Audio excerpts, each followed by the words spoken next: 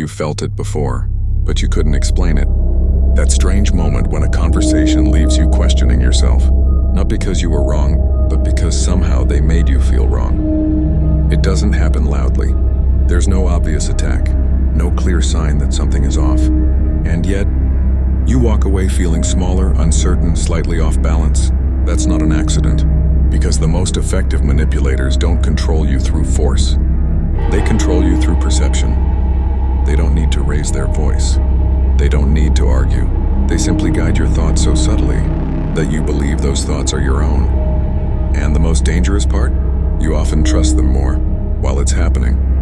Today, I'm going to show you the hidden psychological tricks master manipulators use, not to impress you, but to make sure you never fall into their patterns again. Because once you see these techniques clearly, you will never look at people the same way again.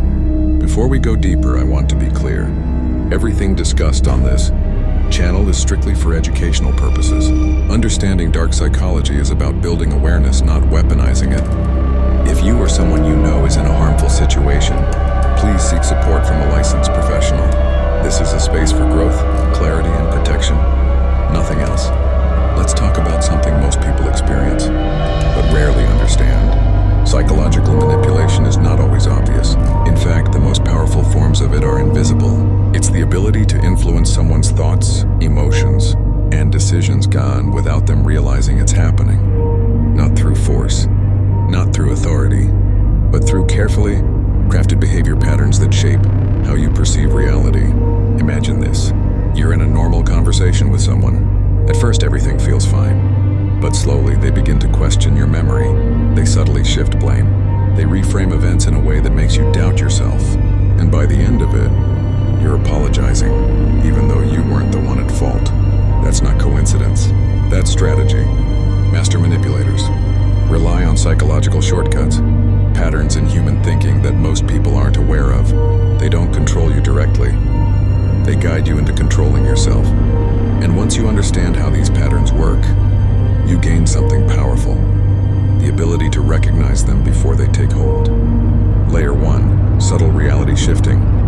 The first trick master manipulators use is something most people completely miss. They don't attack your reality. They adjust it, slowly, gradually, almost invisibly. Instead of saying you're wrong, they say things like, "Are you sure that's what happened?" It sounds harmless, even reasonable. But over time, this repeated questioning begins to weaken your confidence in your own perception. Here's a real-world scenario. You remember a conversation clearly, but the other person calmly insists it happened differently. They don't argue aggressively. They just keep repeating their version, confidently. And eventually, you start to hesitate, not because you're wrong, but because your brain is trying to resolve the contradiction. This is how manipulators plant doubt. And once doubt enters your mind, control becomes much easier. Why this matters?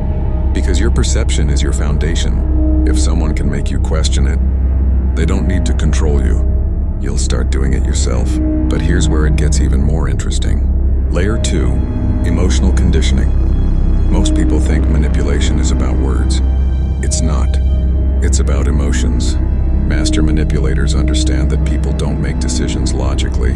They make them emotionally and justify them later. So instead of controlling your thoughts directly, they control how you feel. For example, they might reward you with attention, approval, or kindness, but only when you behave a certain way. And when you don't, they withdraw. Silence, distance, coldness. Over time, your brain starts connecting your behavior to their emotional response. You begin adjusting yourself just to keep the good version of them. Here's a scenario. Someone is warm, engaging, and supportive one day, then suddenly distant the next one for no clear reason. You start analyzing everything you did, trying to fix something you don't even understand. And that's exactly where they want you. Because now, you're emotionally dependent on their approval. Why this matters? Because once your emotions are being conditioned, your decisions are no longer fully yours. And most people stop here. But you need to understand the deepest layer. Layer 3, illusion of choice. This is where manipulation becomes almost invisible. Instead of telling you what to do, they make you choose it. Or at least, that's what it feels like. They present options in a way that leads you toward one outcome. Not by forcing it, but by shaping the frame around it. For example, instead of saying, "do this," they say, "You can either do this now, or deal with the consequences later." It sounds like a choice, but in reality, the outcome is already decided. Here's another scenario. You're discussing a decision. They highlight certain risks, emphasize specific fears, and subtly downplay alternatives. By the time you decide, you're choosing exactly what they wanted, without realizing you were guided there. Why this matters? Because autonomy, the feeling of control over your own decisions, is powerful, and manipulators don't take that away. They use it. They let you feel in control, while quietly steering the direction. Here's the truth most people never realize. Master manipulators don't rely on intelligence. They rely on awareness. Not awareness of facts, but awareness of human patterns. They study reactions. They observe emotional triggers. They notice what makes people hesitate, doubt, or seek approval. And then they mirror it back. But here's the part that changes everything. The reason these tactics work is not because manipulators are powerful. It's because most people are unaware of themselves. Think about it. If you fully trusted your perception, if you understood your emotional triggers, if you recognized when your choices were being influenced, these techniques would lose their power instantly. So the real advantage isn't manipulation, it's self-awareness. And once you develop that, you don't just protect yourself, you become incredibly difficult to control.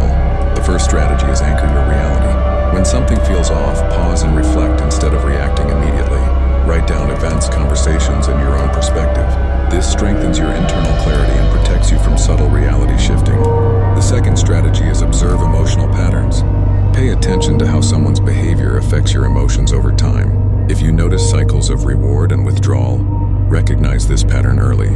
Awareness breaks emotional conditioning before it deepens. The third strategy is slow down decisions. Manipulation thrives on urgency. When you feel pressured to choose quickly, step back. Give yourself time to think. Space disrupts the illusion of forced choice and restores your control. The fourth strategy is trust discomfort, not just logic.